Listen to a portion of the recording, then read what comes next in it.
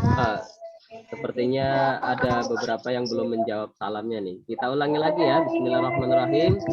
Assalamualaikum warahmatullahi wabarakatuh. Waalaikumsalam warahmatullahi wabarakatuh.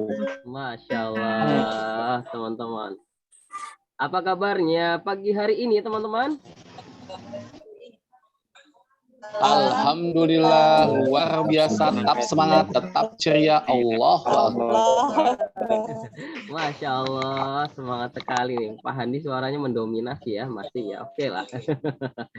Alhamdulillah, tanggal 24 Pak Cipto sekarang. Aduh, tahu aja.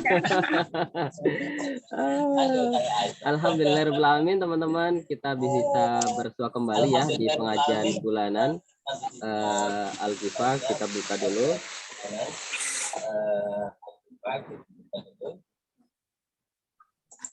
Alhamdulillahirrahmanirrahim. Wahbi nasta'inu ala muridin wa din wa ala lisajil ajma'in. Rabbi syrah li sadri wa yassir li amri wa hlul 'uqdatam min lisani yafqahu qawli. Amma ba'du. Teman-teman semuanya, pertama-tama kita panjatkan puji syukur kehadirat Allah Subhanahu wa taala, bahwasanya Allah lah yang menghidupkan kita semuanya dan Allah lah yang mematikan kita semuanya, dan Allah menciptakan kita juga tidak menyia-nyiakan kita. Kita diminta untuk hidup di dunia ini untuk terus melakukan kebaikan, dan insya Allah kebaikan-kebaikan yang kita lakukan di muka bumi ini insya Allah akan kita pertanggungjawabkan di akhir kelak.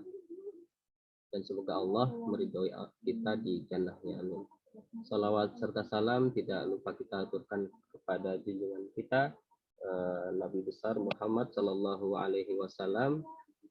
Beliaulah yang mengantarkan kita semuanya kepada ilmu-ilmu Allah yang insya Allah sangat sempurna bagi kita semuanya, dan semoga Allah meridhoi kita semuanya bersama keluarga beliau di jannahnya, amin. Amin ya rabbal alamin. Baik teman-teman, kita berjumpa lagi ya di kegiatan kita di pengajian bulanan Al-Ghifah ya. Alhamdulillah bulan kemarin kita sudah melaksanakan ya, insya Allah kita tetap istiqomah di pengajian bulanan ini sebagai apa? Sebagai tentunya sebagai buat penyemangat hati kita, semangat juang kita. Sebulan kita sudah jerih payah kepada anak-anak kita ya, gitu ya. Tentunya kita juga ingin selalu istiqomah seperti teko kosong, dan kita ingin selalu diberikan ilmu-ilmu yang bermanfaat. Baik teman-teman, sebelum kita ke pemateri ya, kepada Ustadz Rajab, sebelumnya kita akan mendengarkan lantunan bacaan ayat suci Al-Quran untuk lebih hikmat lagi tentunya teman-teman ya. Dan pembacaan ayat suci Al-Quran akan dilantunkan oleh Ustadz Ade Budiman. Maka dipersilakan. Assalamualaikum warahmatullahi wabarakatuh. Waalaikumsalam warahmatullahi wabarakatuh. A'udzu billahi minasy syaithanir rajim. Bismillahirrahmanirrahim.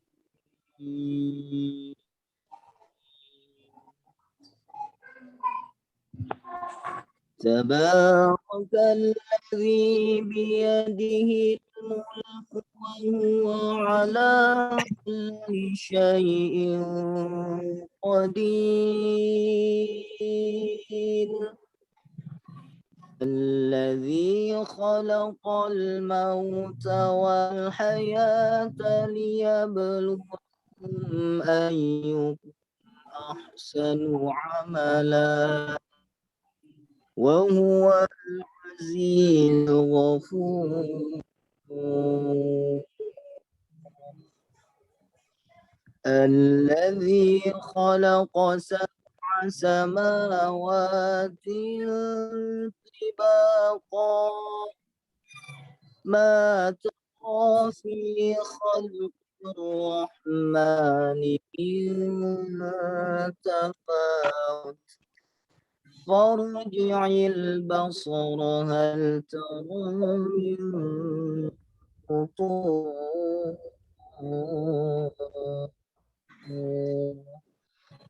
ثم ارجع البصر كرتين ينقلب إليك البصر خاسئا وهو حسير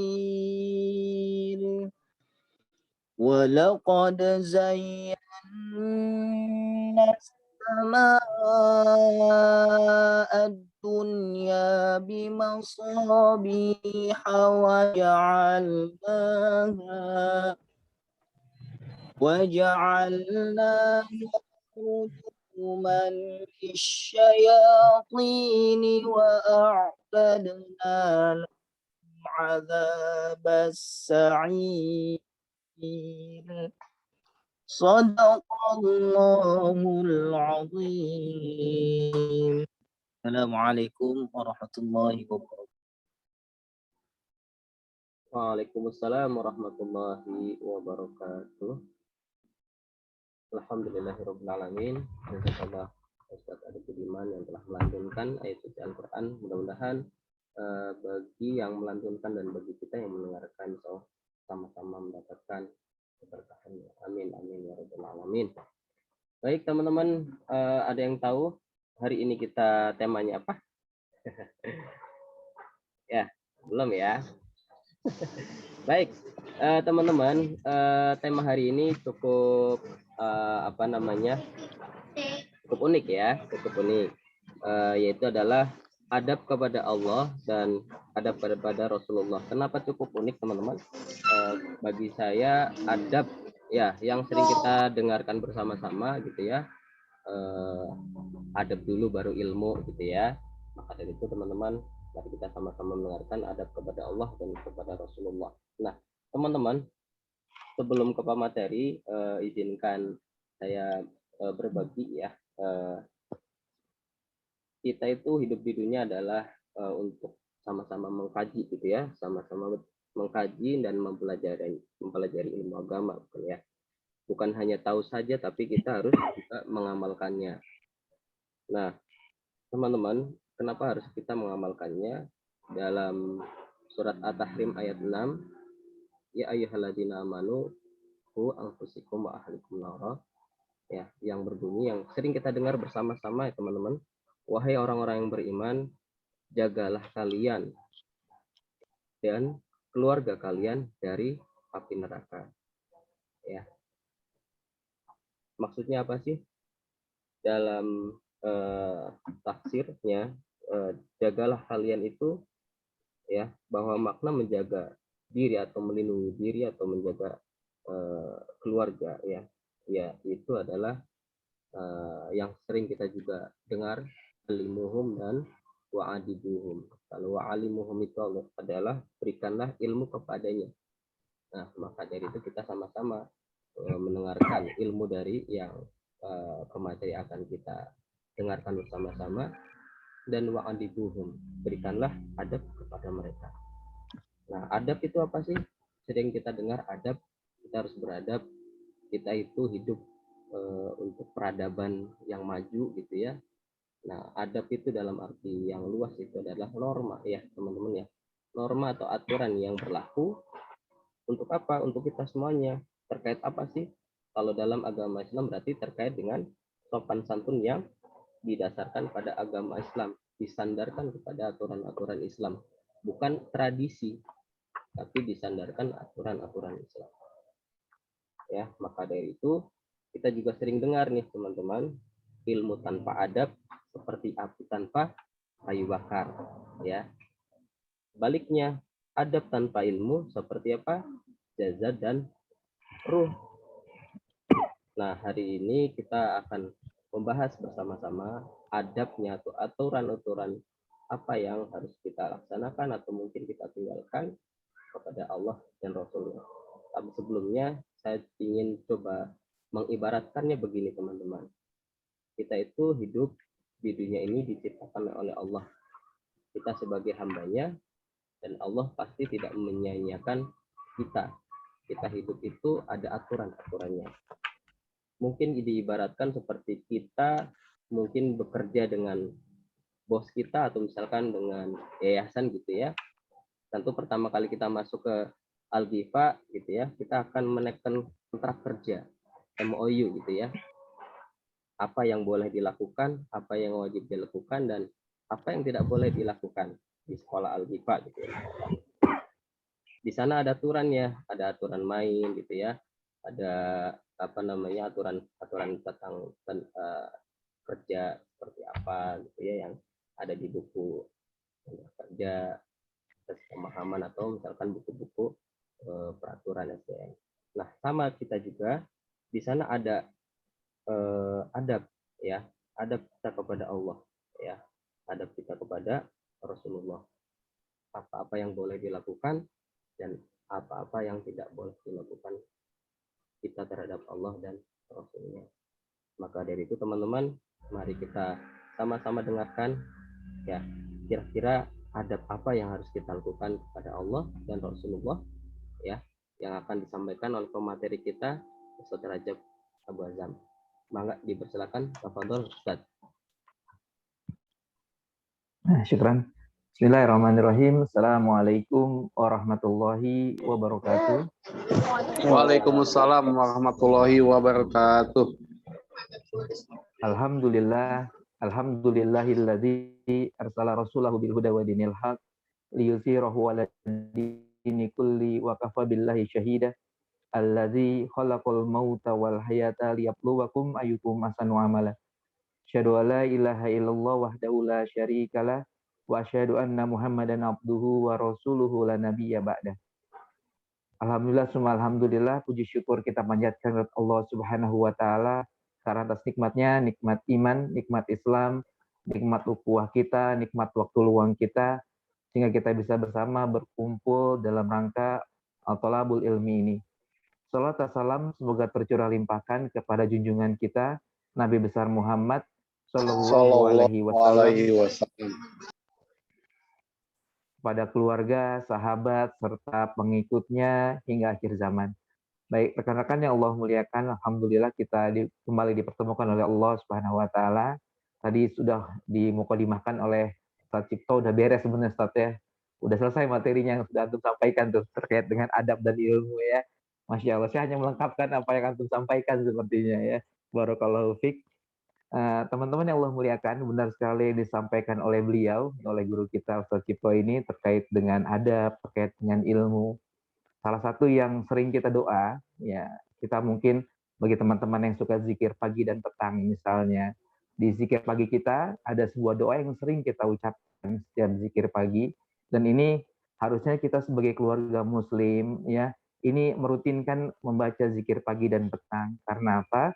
Karena Rasulullah SAW mengajarkannya, ya, para sahabat mengamalkannya, dan orang-orang saleh terdahulu pun mengamalkannya. Jadi ini alangkah baiknya kita merutinkan dengan keluarga kita membaca zikir pagi dan petang.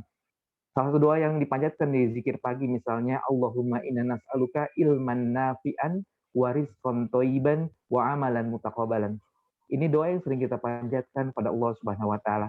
Kita mohon kepada Allah, yang pertama itu adalah ilmu yang bermanfaat. Yang tadi sudah disinggung oleh Ustaz Cipto terkait dengan ilmu. Maka terkait dengan ilmu yang bermanfaat, maka kita senantiasa berdoa kepada Allah Subhanahu wa taala agar kita diberikan ilmu yang bermanfaat. Bukan doa yang sering kita panjatkan juga lah ilmu la yanfa. Kita memohon pada Allah terhadap ilmu yang tidak bermanfaat. Mengapa kita memohon pada Allah Subhanahu wa taala ilmu yang bermanfaat? Karena kata para ulama terkait dengan ilmu, saya, antum, kita semua nih, terkait dengan ilmu, kita itu membutuhkan ilmu lebih besar daripada kita membutuhkan makanan. Jadi antara porsi kita menuntut ilmu dengan porsi kita makan, kata para ulama, itu lebih besar porsi kita menuntut ilmu. Kenapa? Karena apabila kita tidak makan, maka kita akan mengalami masalah di dunia saja. Antum nggak makan, lapar, haus, ya. Apalagi yang punya penyakit dikit-dikit lapar gitu kan. Ngelihat tukang bakso lapar, lihat ini lapar misalnya kan. Kata para ulama, kita lebih membutuhkan ilmu daripada makanan. Karena ketika kita tidak bisa makan, mungkin kita akan celaka di dunia. Tapi apabila kita tidak memiliki ilmu, maka celaka kita di dunia dan di akhirat. Maka para ulama menjelaskan kembali, ibaratnya antara kita dengan ilmu seperti ikan dengan air. Ya, jadi kedekatan kita dengan ilmu seperti ikan dengan air. Bisa dibayangkan ketika ikan tanpa air tentu akan mati. Maka begitu pula ketergantungan kita dengan ilmu. Ya, jadi apabila kita tidak ada ilmu seperti ikan tadi dengan air maka akan mati. Maka kita mohon pada Allah Subhanahu wa taala ilmu yang bermanfaat. Terlebih teman-teman sekalian Allah muliakan kan terbiasa di majelis ilmu ya. Setiap bulannya kita kajian di majelis ilmu. Maka terkait dengan ilmu kembali para ulama menjelaskan ilmu itu bukan banyaknya majelis yang kita datangi. Ya, jadi kita kadang berbangga dengan majelis yang kita datangi ya, dengan banyaknya asatid yang kita kenal. Kadang kita selfie bareng dengan ustadz, kita bangga. Kita posting sedang kajian dengan si fulan, ustadz fulan misalnya, kita bangga sekali ya. Bukan itu. Ilmu itu bukannya banyaknya buku yang kita baca, bukan. Ilmu itu adalah bagaimana ketakutan kita kepada Allah Subhanahu wa taala, maka itulah ilmu. Maka teman-teman sekalian yang Allah muliakan, terkait dengan ilmu pula, semakin banyak ilmu kita, seharusnya yang paling merasakan ilmu kita adalah orang-orang terdekat kita.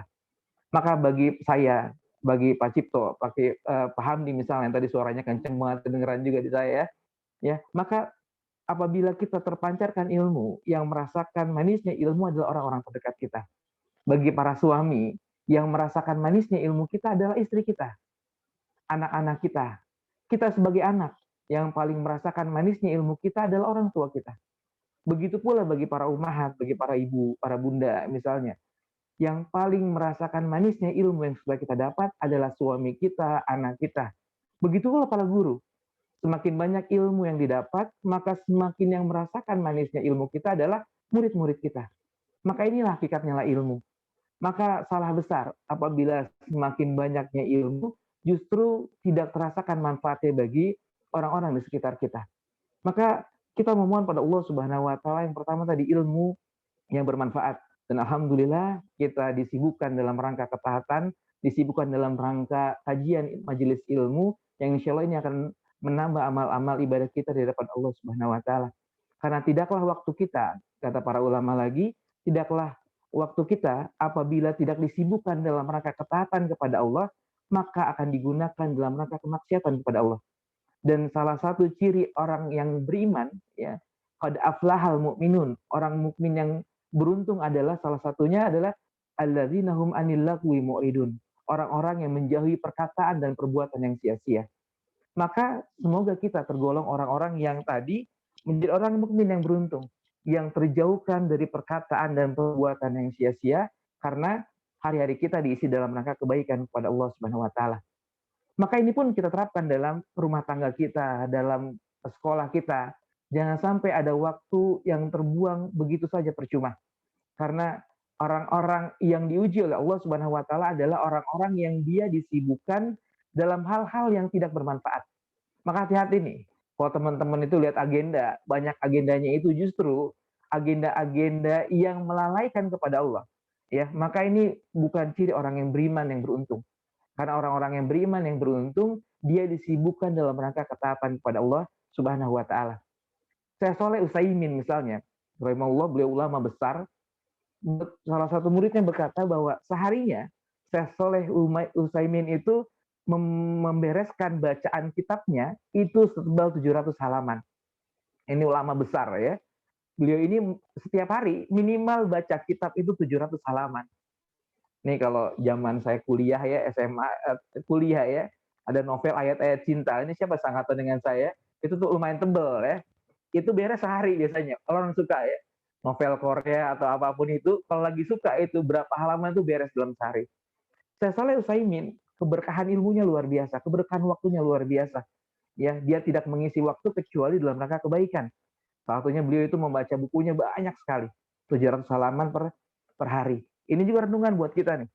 Ya, para penuntut ilmu, para guru ya, yang harusnya ini banyak juga membaca buku. Jangan sampai waktu kita itu terbuang begitu saja, termasuk di anak-anak kita.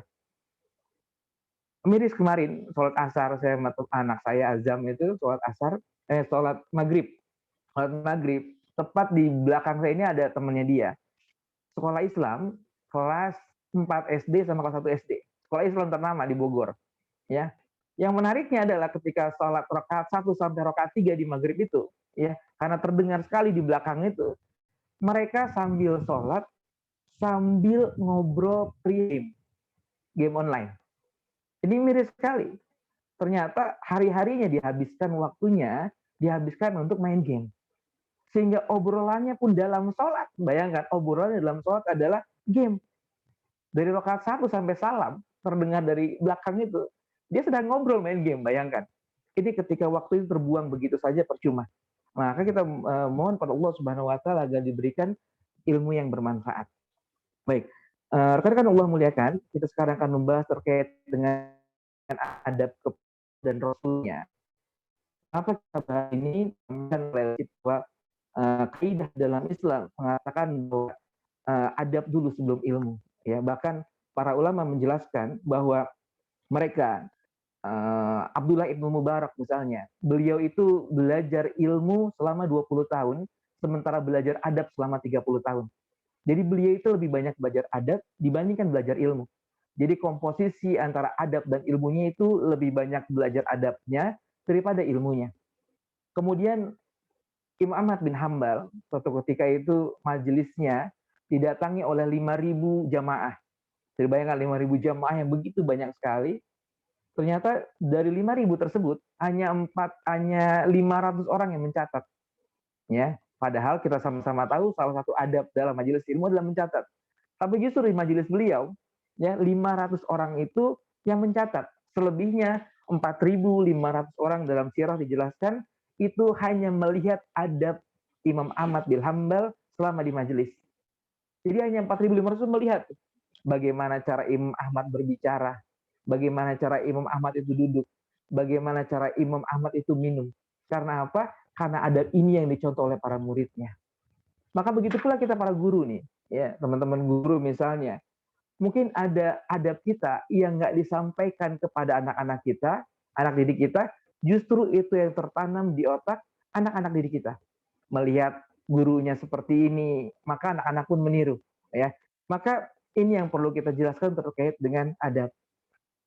Para seorang tabiin mengatakan pada anaknya, "Wahai anakku, jadilah dalam kehidupanmu seperti adonan kue."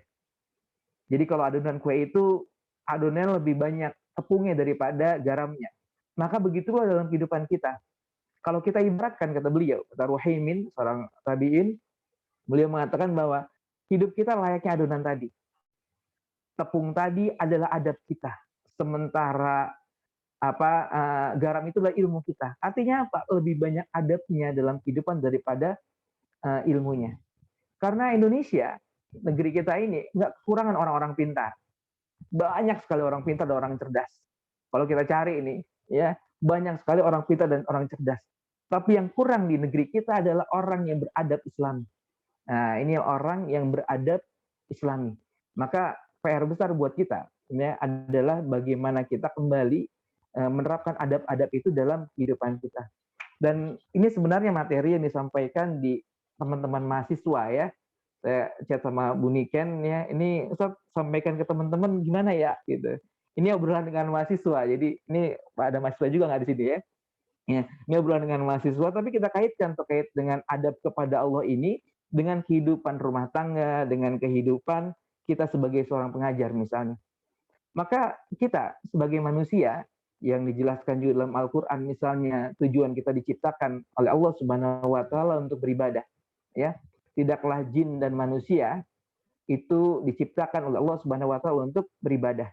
Maka tujuan utama kita adalah untuk beribadah. Dan termasuk adab kepada Allah dan Rasul-Nya adalah termasuk ibadah yang sangat agung sekali.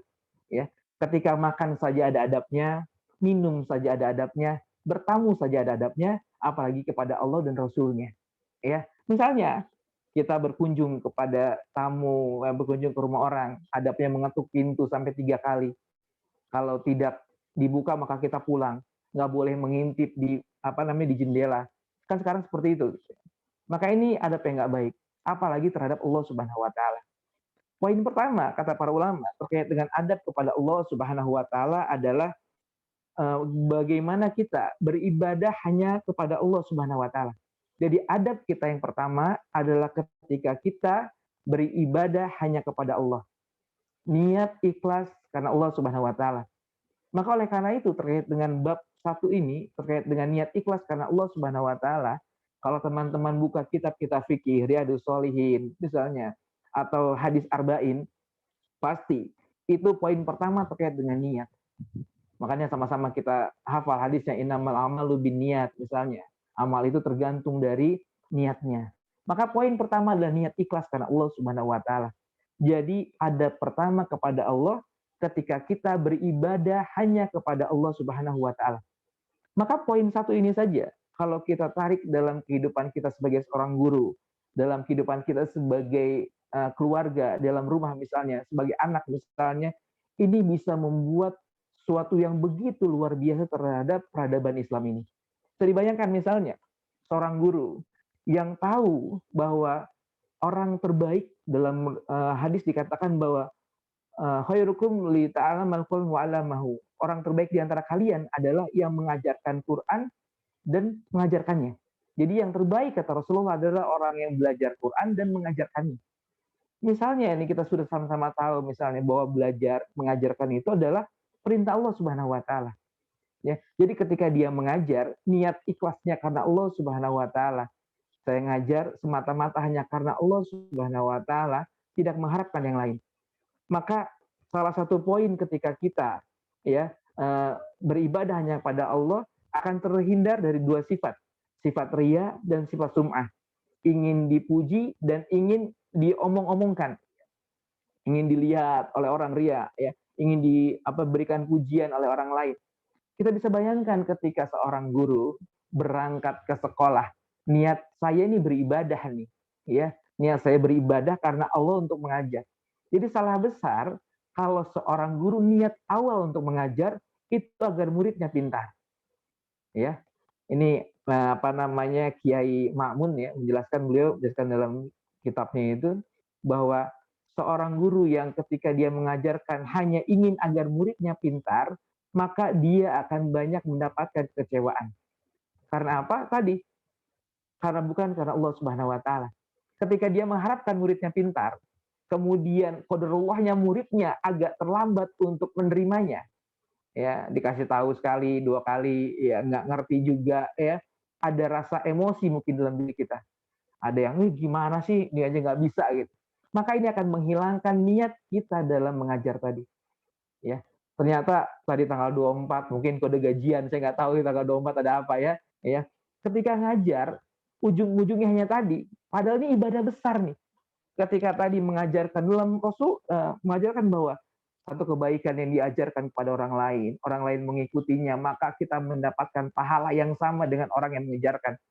Ini antum semua nih guru-guru ngajar ke sekolah, kemudian muridnya itu mengikuti apa yang kita ajarkan, itu pahalanya besar sekali. Ya, tapi akan hilang ketika ada niat-niat yang nggak baik di dalamnya. Tadi kan mengharapkan muridnya pinter, tiba-tiba marah ya karena muridnya nggak ngerti-ngerti, atau kecewa ketika muridnya nggak berprestasi. Tiba-tiba tanggal 24 diundur ya tanggal 1 karena keuangan kas sekolah ada masalah misalnya, gimana? Itulah yang membuat akan terkuranglah pahala dari kita mengajar. Ya. Belum lagi dalam rumah tangga misalnya. Seorang suami atau seorang istri yang di awalnya ketika niatnya tidak karena Allah dalam rumah tangga, maka bersiap-siap dia dalam kecewaan yang begitu panjang. Karena apa? Karena yang kita nikahi, ya, Ustaz Cipto, yang kita nikahi itu bukan bidadari yang sempurna. Dan Bu Niken misalnya Bapak itu bukan malaikat juga yang sempurna. Ya, kita menikahi manusia yang semuanya penuh dengan kekurangan. Makanya kata Ustaz Fauzil Azim itu dalam seminarnya beliau mengatakan kalau ada kuliah pernikahan 7 SKS, 6 SKS-nya adalah tentang ikhlas karena Allah Subhanahu wa taala. Ya, bayangkan kalau menikah tidak ikhlas karena Allah, maka kita akan banyak sekali mengalami gangguan dalam rumah tangga.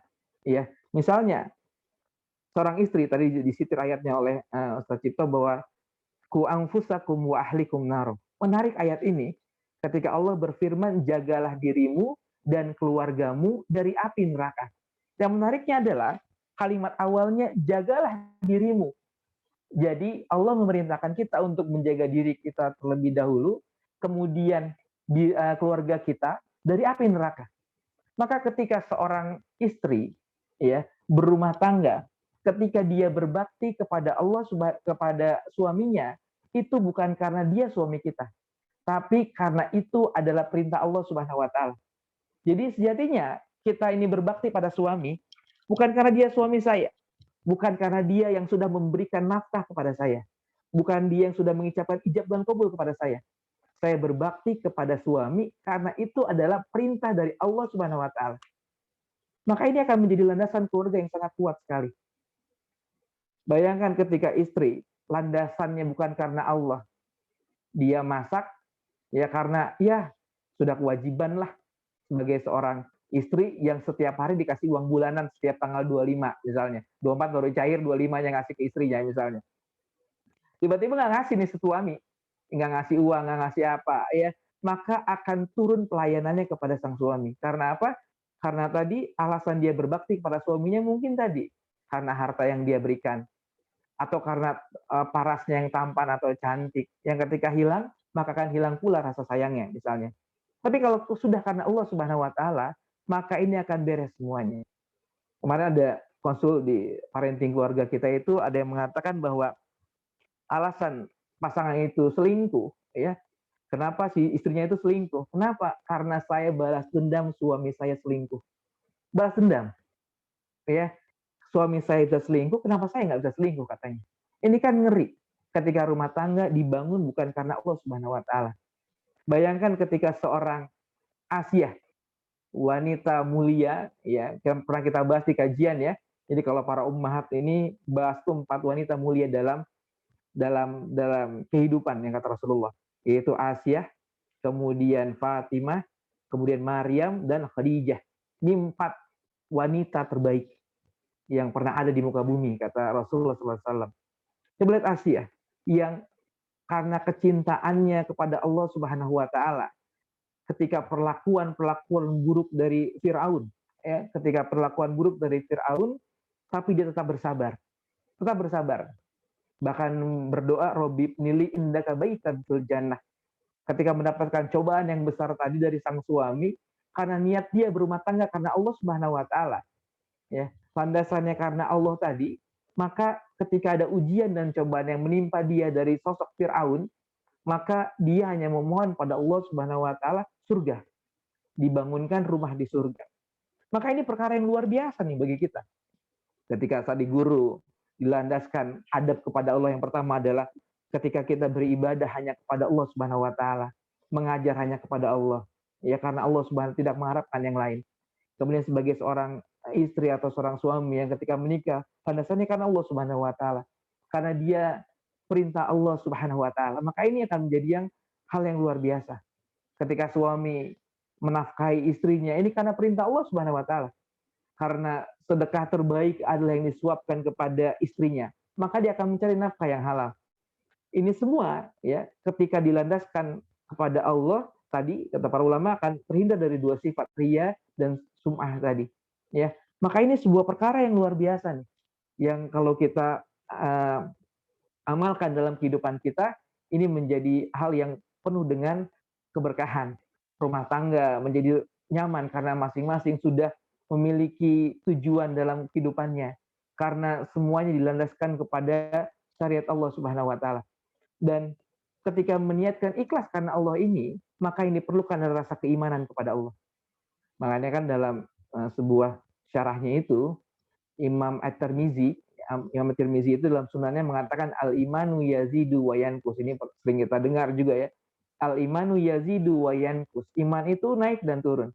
Yazidu bi ta'ah wa yanqus bi maksiyah. Jadi iman itu naik dan iman itu turun, pertama naik itu karena ketaatan kepada Allah dan turun karena kemaksiatan kepada Allah Subhanahu wa taala. Maka ini seperti lingkaran malaikat. Jadi semakin kita berbuat kebaikan, maka semakin tinggi keimanan kita pada Allah Subhanahu wa taala, itu kuncinya. Jadi semakin kita dekat dengan Allah, maka Allah akan semakin dekat dengan kita. Semakin kita taat dengan Allah, maka Allah itu semakin cinta dengan kita. Ya, jadi itu suasana iman kita itu akan terus terjaga, kata beliau. Jadi Imam Tirmizi itu menuliskan seperti itu. Beliau ini ulama luar biasa yang di akhir hayatnya itu matanya hampir buta karena banyak menangis. Ketika ditanya, ya Imam, mengapa engkau banyak menangis? Jawaban beliau, karena saya khawatir bekalku belum cukup ketika Allah memanggil nyawaku. Nih, imam besar ya merasa bahwa ilmunya belum cukup, amalnya belum cukup, sehingga ketika dipanggil oleh Allah Subhanahu wa taala dia belum memiliki bekal. Ya. Tadi terkait perkataan beliau tadi, al-imanu yazidu wa yanqus, iman itu naik dan turun. Naik ketika dalam kondisi ketaatan dan turun dalam kondisi kemaksiatan. Ini bukan iman yang naik, tapi kondisi keimanannya. Makanya kan kenapa sih kajian itu perlu rutin? Sebulan sekali, ada yang halaqah seminggu sekali mungkin. Ini untuk menjaga suasana keimanannya. Habis ngaji misalnya, ya membahas tadi misal tentang rasa ikhlas kita kepada Allah terkait dengan berumah tangga. Ya, tiba-tiba suami pulang ke rumah ya, yang seperti biasa bapak-bapak kan, kalau buka lemari itu ngambil baju acak-acakan ya. Sampai istri saya bikin tutorial ya, kasihin ke saya bagaimana cara ngambil baju di lemari biar nggak acak-acakan. Ya ada tuh ibu-ibu kok ini kesel ya, kalau ngambil itu ditarik kan acak-acakan gitu kan bajunya. Kalau kita nggak karena Allah tadi, ya udah pasti marah kesel dengan suami kita. Ini acakan lagi, acak-acakan lagi bajunya. Tapi kalau pikirannya tadi bahwa oh iya ternyata ini ada amal ibadah, ya makanya kan Asia itu pikirannya adalah berbaik sangka kepada Allah Subhanahu wa taala. Ini salah satu adab berikutnya ya, berbaik sangka kepada Allah. Ketika Allah takdirkan dia bersama Firaun bahwa ini ada hikmah besar di balik itu semua, yaitu nanti diberikan surga. Ya, diberikan surga oleh Allah Subhanahu. Maka nuansa keimanannya akan terjaga. Teman-teman yang baru kajian misalnya tadi, tiba-tiba suaminya ngambil bajunya acak-acakan di lemari yang udah dirapikan, udah digosok misalnya. Oh ingat ya, kajian tadi, ini pahala buat saya nih. Ya, pahala sabar buat istri yang akan menangkap dia nanti dalam kondisi yang lebih baik, posisi yang lebih baik nanti di surganya Allah Subhanahu wa taala. Jadi enak nih. Nah, nuansa keimanan yang terjaga. Maka agar iman kita dipupuk ya, maka perbanyaklah ibadah-ibadah. Minimal ya, minimal itu jangan pernah tinggalkan yang wajib. Harus melakukan yang wajib agar kondisi keimanan kita itu terjaga. Ya. Kemudian apalagi perbanyak yang sunnah. Ketika ini semua terjaga, kondisi keimanan kita udah kuat, maka enak. Tadi misalnya beribadah hanya kepada Allah. Seperti misalnya dalam kehidupan berumah tangga, ya, kehidupan berumah tangga, kehidupan bertetangga misalnya. Ketika Allah selalu mengaitkan antara iman dengan hari akhir. Misalnya man kana yu'minuna billahi wal yaumil akhir, barang siapa beriman kepada Allah dan hari akhir, hendaklah dia memuliakan tetangga dan tamunya. Menghormati tetangga dan memuliakan tamunya. Ini perintah Allah nih. Ternyata kita punya tetangga yang nggak enak misalnya. Punya tetangga yang nggak enak. Yang setiap hari itu julid sama kita. Julid apa ya? Nggak seneng banget sama kita. Ya pokoknya diomongin lah. Tapi tadi karena kita bertetangga, Allah perintahkan untuk menghormati tetangga, berbuat baik dengan tetangga, maka urusan kita dengan Allah Subhanahu wa taala. Ya, inilah fungsi tadi ketika beribadah hanya kepada Allah Subhanahu wa taala, bukan kepada yang lain. Walaupun punya tetangga yang nggak enak misalnya. Karena tadi Allah memerintahkan kita. Ya, tadi ku anfusakum wa ahlikum nar tadi. Allah perintahkan jaga diri kita terlebih dahulu. Maka itu perintah Allah untuk berbuat baik kepada tetangga. Seperti apapun tetangga kita, tugas kita, karena itu perintah Allah, tugas kita hanya berbakti dan berbuat baik kepada tetangga. Ada tamu misalnya, walaupun tamunya tahu itu suka minjem utang kepada kita misalnya. Ada orang kan misalnya yang datang kepada kita ketika kita ada butuhnya aja. Datang ya, minjem uangnya. Kita tetap harus memuliakan dia sebagai tamu. Karena apa? Bukan karena apa-apa, karena itu perintah Allah agar kita memuliakan tamu misalnya. Ya, agak berat emang, tapi itulah Islam. Ada tamu, wah dia mengutang nih. Ya, kita udah apa namanya bermuka masam sama dia. Tapi ingat tadi, ibadah kita karena Allah, Allah perintahkan kita untuk berbuat baik kepada tamu, ya, pada yang hutang. Bahkan ketika kita mengutang pun nih, itu ada adab-adab juga kan, terkait dengan ikhlas karena Allah ketika berhutang. Makanya yang bagi teman-teman yang suka dihutangin nih, ada hadis yang luar biasa nih. Kata Rasulullah SAW, barang siapa yang dia menghutangi saudaranya karena Allah, ini landasannya karena Allah semua. Barang siapa yang dia meminjamkan hartanya karena Allah Subhanahu wa taala kepada saudaranya, maka Allah akan menulisnya dengan pahala sedekah 2 kali lipat. Saya pinjam uang ke Bu Niken, ya, 1 juta misalnya, sehari ini. Maka Allah mencatatnya, Bu Niken itu bersedekah 2 juta setiap harinya, 2 kali lipatnya.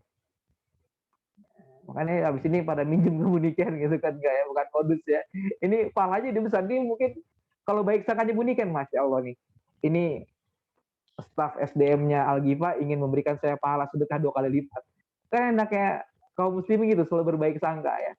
Ada yang minjem nih, ini untuk apa namanya, agar saya mendapatkan pahala yang banyak. Selalu berbaik sangka. Tapi bagi orang yang punya kelebihan harta, kemudian dia nggak mau membayar hutangnya, maka Allah akan binasakan hartanya. Rasulullah SAW. Maka yang ngeri ini, ada yang orang yang berhutang, kemudian nggak bayar hutangnya, padahal dia mampu untuk membayarkan, maka akan binasa, Allah akan binasakan hartanya. Nah ini makanya ini. Maka tadi di awal, bahwa adab kepada Allah ini begitu penting sekali. Ya, ketika kita meniatkan ikhlas karena Allah dalam seluruh ibadah-ibadah yang kita lakukan. Dan ini bisa terrealisasi dengan tadi keimanan tadi. Semakin kita mendekat kepada Allah, maka halawatul iman, rasa manusia ini tetap terjaga. Nah ini bakal PR kita nih, di keluarga kita, ya, di lingkungan sekolah kita. Yang pertama adalah bagaimana waktunya itu dihabiskan dalam rangka ketaatan. Yang kedua tadi, jangan sampai ada kemaksiatan di rumah tangga kita, di sekolah kita. Ya, karena apa tadi? Namanya maksiat itu akan menghalangi keberkahan. Ya, kan hati-hati. Ada kajian gini, Masya Allah di sekolah ya, agar meminimalkan ketika ada kemaksiatan yang ada. Nah, itu pertama, ikhlas. Ya. Jadi ikhlas karena Allah Subhanahu Wa Taala. Karena ibadah yang tidak dilandaskan keikhlasan, maka itu akan menghancurkan ibadah-ibadah itu sendiri. Jadi seperti api yang membakar kayu bakar, sama seperti dengan ibadah kita, yang ketika tidak ikhlas karena Allah, maka akan hilang semua ibadah yang kita lakukan. Maka adab yang pertama tadi adalah memurnikan ibadah kita semata-mata hanya karena Allah Subhanahu wa taala dalam seluruh kehidupan kita. Yang kedua adalah mengagungkan dan memuliakan Allah Subhanahu wa taala. Ya, kita mengagungkan dan memuliakan Allah. Allah dulu, Allah lagi, dan Allah terus, kalau kata Ustaz Yusuf Mansur, ya. Nah, ketika kita sudah mengagungkan Allah Subhanahu wa taala, maka ada 3 hal yang bisa kita dapatkan. Yang pertama, ketika kita sudah mengagungkan Allah, kita akan bersegera melakukan ketaatan dan amal kebaikan. Nah, jadi orang yang sudah mengagungkan Allah di hatinya, maka ia akan bersegera melakukan ketaatan dan amal kebaikan.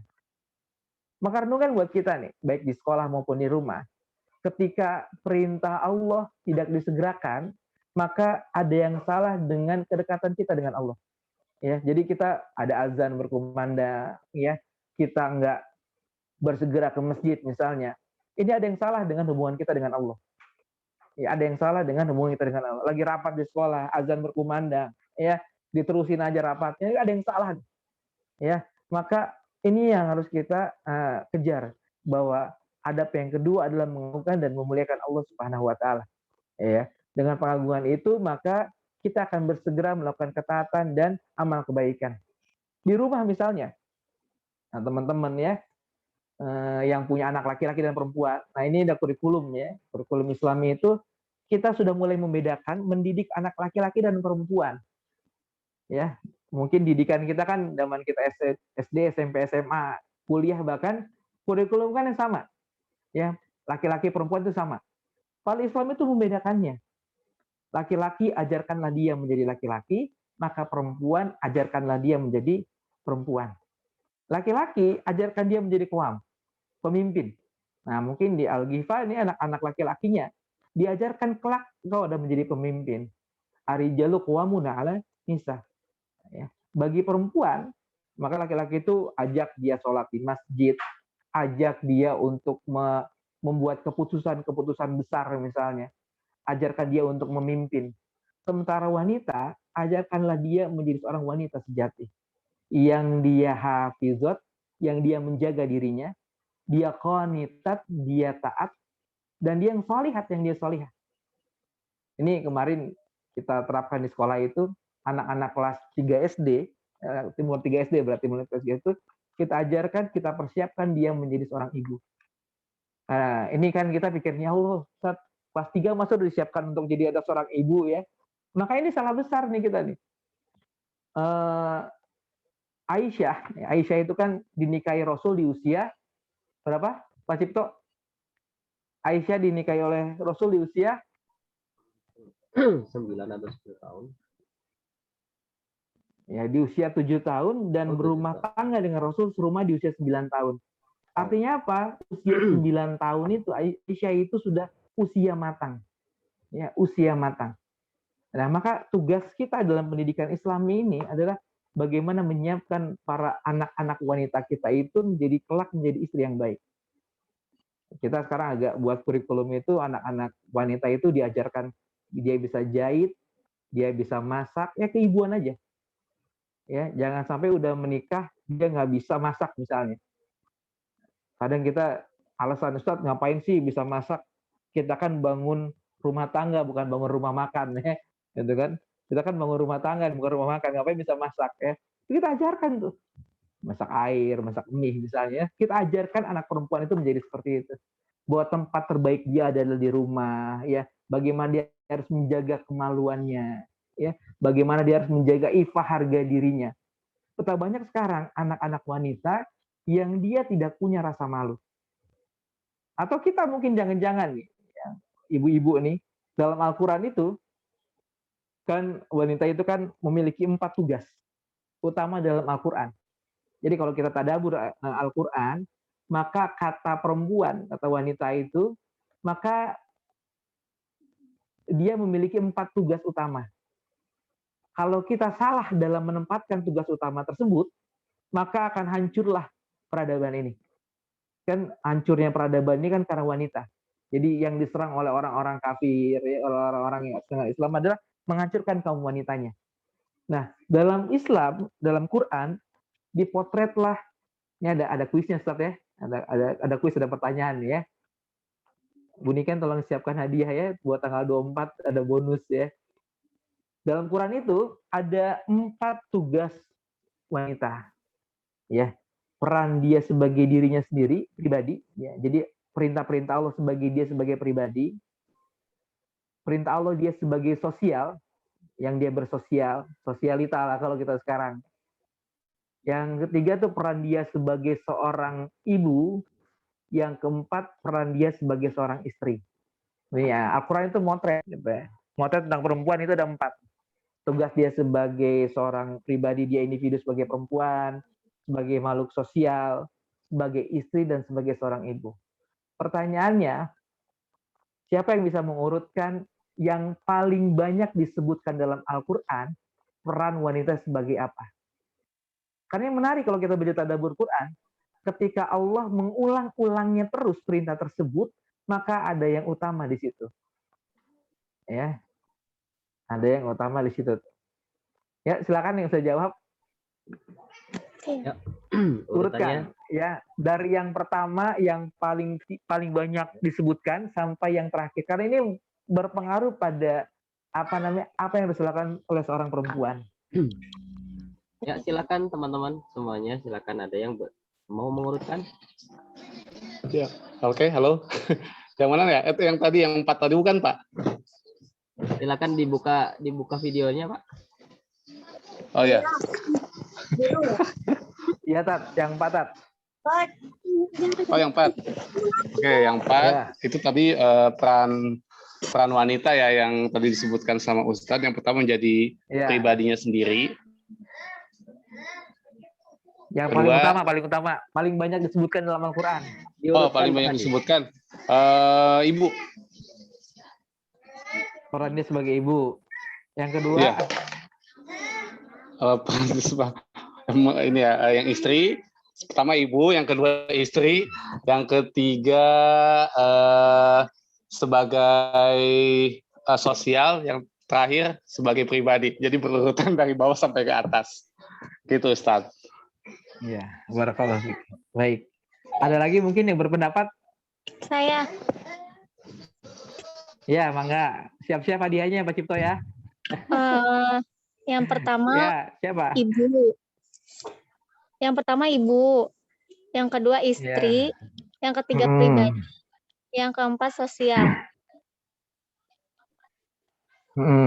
Ya, sama berarti sama Pak Cipto ya, sama Pak Amdi ya. Beda. Beda. Kalau saya pribadi beda. dulu. Yang pertama tadi ibu. Sosial. Oh, iya. Ada lagi, satu lagi. Oke, saya catat Bu Erna. Catat ya, Bu Erna ya.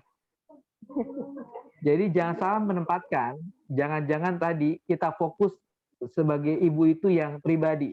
Sibuk selfie misalnya ya, sibuk bermedia sosial. Sampai dia melupakan tugas utama dia sebagai seorang wanita.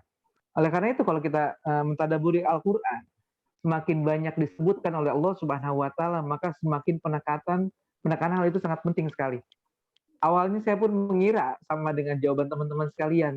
Yang pertama itu yang paling banyak disebutkan, awalnya saya kira peran seorang wanita sebagai seorang ibu. Awalnya seperti itu. Ternyata yang paling banyak disebutkan dalam Al-Quran adalah peran wanita sebagai seorang istri. Nah, ternyata kita selama ini salah ya. Ternyata dalam Al-Quran itu istri yang lebih banyak disebutkan, baru kemudian peran dia sebagai seorang ibu. Dan ternyata ada hikmah besar di balik ini semua. Mengapa Allah Subhanahu wa taala ya memperbanyak kalimat-kalimat bahwa wanita itu berperan sebagai seorang istri. Kata ulama tafsir mengatakan, kenapa disebutkan banyak? Karena ketika dia sudah menjadi seorang istri yang baik, maka dia akan dimudahkan ketika dia menjadi seorang ibu. Ya, jadi peran dia sebagai istri bagi suaminya itu memiliki peranan terpenting dalam sebuah rumah tangga. Karena ketika dia sudah berbakti kepada suaminya, maka dia akan mudah menjadi seorang ibu.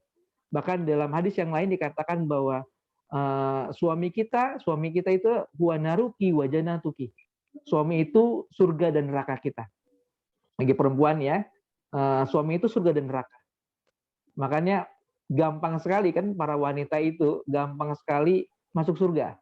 Ini kabar gembira ya, masuk surga. Syaratnya cuma mudah. Cuman dia itu menjaga sholat yang 5 waktu, kemudian dia puasa di bulan Ramadan, dia menjaga kemaluannya, menjaga dirinya, dan yang keempat itu dia taat pada suaminya.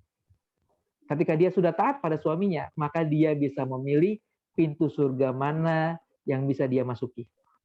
Jadi alhamdulillah nih, ya sholatnya wanita di rumah, ya misalnya itu diganjar dia sholat laki-laki di masjid, pahalanya besar.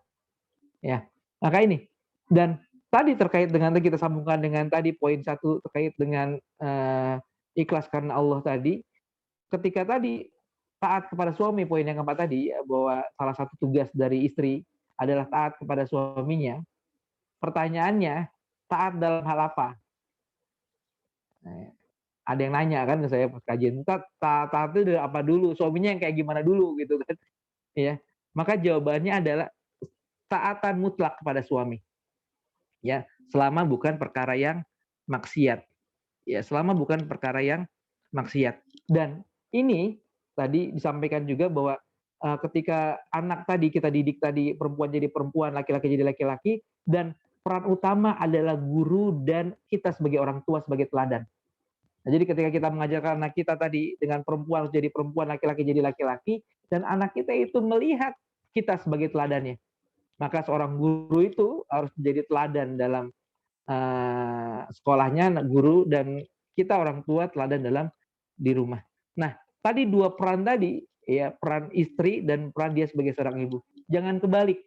Jangan banyaknya para ibu itu lebih sibuk di dua yang paling bawah tadi, sebagai individu dan sebagai makhluk sosial tadi, ya, sering selfie dan sering bersosialita sampai dia lupa perannya sebagai seorang ibu dan sebagai seorang istri. Nah, jadi itu ya. Nah, yang kedua tadi adab yang berikutnya adalah tadi mengagungkan, maka dia akan segera dalam melakukan ketaatan. Nah, apabila di rumah anak menjadi tadi yang laki-laki kita ajak untuk ke masjid, ternyata enggak bersegera, maka ada yang salah dengan kedekatan kita dengan Allah. Yang berikutnya adalah ketika kita sudah bersegera melakukan ketaatan, ini para sahabat yang dididik keimanannya oleh Allah Subhanahu wa taala dan Rasulnya itu menjadi orang yang bersegera melakukan ketaatannya luar biasa. Misalnya ketika ayat tentang Homer belum turun, itu para sahabat terbiasa minum Homer. Coba kalau kita dalam riwayat itu Abu Bakar, Umar itu nggak pernah minum Homer. Para sahabat lain itu ada yang minum Homer karena memang Homer itu tidak diharamkan ketika itu. Ya. Kemudian ayat tentang Homer turun. Ayat tentang Homer turun, maka para sahabat itu segera melemparkan Homer, minuman keras yang ada di tangannya. Jadi ya, lagi minum, tiba-tiba dia menyampaikan bahwa Allah Subhanahu wa taala telah mengharamkan minuman keras. Maka para sahabat yang mendengar itu langsung melemparkan gelas-gelas yang ada. Ya, jadi lagi minum ya, kemudian dilemparkan. Yang lagi minum setengah sudah masuk kerongkongan, dimuntahkan. Ya, sampai ketika itu ya, itu Madinah itu penuh dengan bau-bau Homer. Ya, ini karena dibuang semua. Atau ketika ayat tentang kewajiban wanita menutupkan auratnya, ya, yudnina alaihi min jalabibihinna, misalnya mengulurkan jilbabnya sampai ke dada misalnya, itu ketika itu para sahabiah sedang berkumpul, turun ayat ini, maka mereka langsung mencari apa yang ada untuk menutup aurat mereka. Kalau kita lagi duduk santai ada ayat tersebut turun, sahabiah ada yang menarik korden rumahnya, ada yang menarik selimutnya, ada yang menarik spraynya mungkin kalau kita sekarang ya, untuk menutupin auratnya. Ini benar-benar sami'na wa ata'na, bersegera dalam ketaatan kepada Allah. Ya. Kemudian ketika arah kiblat misalnya, ya, pertama kan arah kiblat itu ke Baitul Maqdis, ya, kemudian ayat turun terkait dengan pindah menghadap ke kiblat, ke Ka'bah. Maka para sahabat segera memutar arah kiblatnya untuk menjadi sholat menghadap ke kiblat. Ini benar-benar wasari'unya, bersegeranya para sahabat dalam ketaatan kepada Allah. Yang berikutnya, ketika dia sudah bersegera, dia menjauhi segala bentuk maksiat karena tadi mengagungkan Allah, dia akan menjadi takut kepada Allah Subhanahu wa taala. Ini takut nih. Ya. Dan takut kepada Allah adalah perkara yang sangat agung sekali. Dan rasa takut kepada Allah adalah timbul dari kita mengenal Allah Subhanahu wa taala.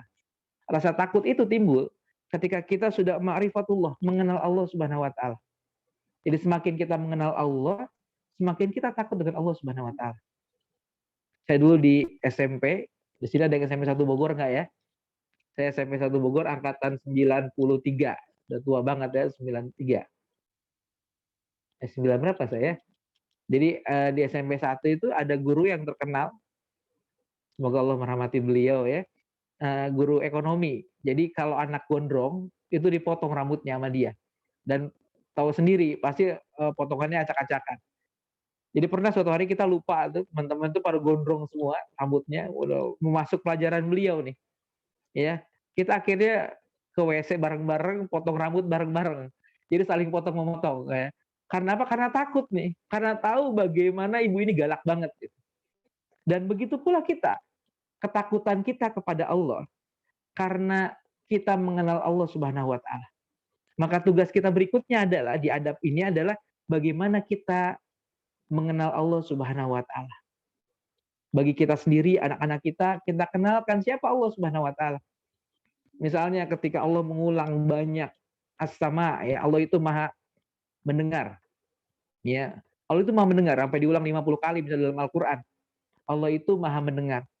Dan kalau kita membaca hadis qudsi, Diriwayatkan bahwa ketika Allah Maha mendengar ini, andai kata seluruh jin ya berkumpul dari awal penciptaan hingga akhir penciptaan, jin ini berkumpul nih dari awal diciptakan jin sampai akhir diciptakan jin, dan seluruh manusia berkumpul dari awal diciptakan sehingga akhir nanti diciptakan, dalam diskusi dikatakan seperti itu, dan mereka semua berbicara dengan bahasa yang berbeda, dengan suara yang pelan-pelan. Jadi semua kumpul nih, ibaratnya bisa dites teman-teman ya di kelas itu, misal satu kelas 12 orang. Semua diminta untuk bicara. Dalam diskusi itu semua berbicara dengan bahasa mereka masing-masing. Ada yang bahasa Sunda, bahasa Jawa mungkin ya. Dengan pelan-pelan, maka Allah bisa mendengar mereka satu persatu apa yang dibicarakan. Inilah makna dari Allah itu As-Sama', Maha mendengar. Sami ya. Ini Allah itu Maha mendengar. Maka apabila kita tahu bahwa Allah itu Maha mendengar, bahkan pendengaran Allah itu ketika semua orang berkumpul bersama, ya, mereka berbicara satu sama lainnya, Allah itu mendengar. Maka kalau muncul rasa ini dalam diri kita, dalam diri anak kita, maka kita akan menjaga lisan kita. Karena Allah itu Maha mendengar. Kan di riwayat yang lain kan, man kana yubinuna wal yaumil akhir fayaqul khair aw liyasmut, ya. Berkata baik atau kita diam. Karena apa? Karena tadi itu. Karena semua itu akan didengar oleh Allah Subhanahu wa taala. Jadi orang yang didengar, paham bahwa Allah Maha mendengar, dia akan menjaga lisannya. Nggak ngomongin orang karena tahu dia akan akan dihisap dengan lisannya, ya. Maka oleh hal ini, karena tadi udah 10 menit lagi ya, nanti kita tanya jawab ya. Nah, dengan mengenal Allah Subhanahu wa taala. Nah, jadi dengan mengenal Allah, maka kita akan lebih dekat dengan Allah Subhanahu wa taala. Itu baru dari satu kata, misalnya Allah itu Maha mendengar. Ya, belum Asmaul Husna yang lain. Allah kan memiliki 99 nama. Ya. Dan apabila kita menghafalnya, maka dakhalal jannah, kita akan masuk surga, kata Allah Rasulullah SAW. Jadi itu mungkin yang bisa disampaikan. Insya Allah kita lanjutkan dengan diskusi pada Ustaz Cipto. Mangga Ustaz. Baik Ustaz Rajab, alhamdulillahirobbilalamin, jazakallah atas ilmu yang diberikan. Insya Allah kita semuanya mendengar dan insya Allah kita meresapi setiap perkataan-perkataan Ustaz Rajab, dan insya Allah kita akan amalkan di kehidupan kita sehari-hari. Baik teman-teman semuanya, kita akan ada sesi diskusi begitu ya. Jadi teman-teman siapkan pertanyaan. Bagi teman-teman yang mau bertanya silakan buka mikrofonnya dan langsung kita diskusi saja. Silakan, ada yang mau bertanya atau berdiskusi?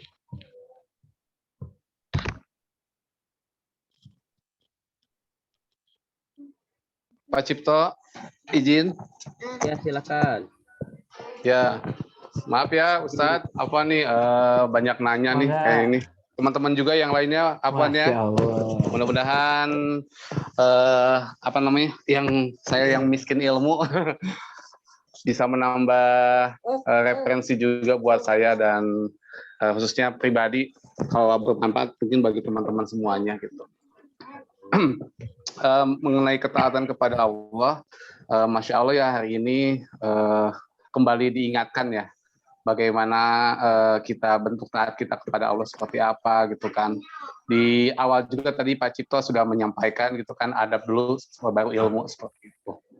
Nah, terkait ketaatan kepada Allah, ketika kita mengajarkan hal-hal baik kepada anak-anak kita gitu ya, khususnya anak kita sendiri, otomatis kan anak itu mengikuti apa yang dilakukan oleh orang tuanya. Jadi role model gitu ya. Ketika orang tuanya melakukan A, si anak pun akan mencontoh A gitu kan. Ketika orang tuanya melakukan B, sama pun akan mencontoh hal yang sama gitu ya.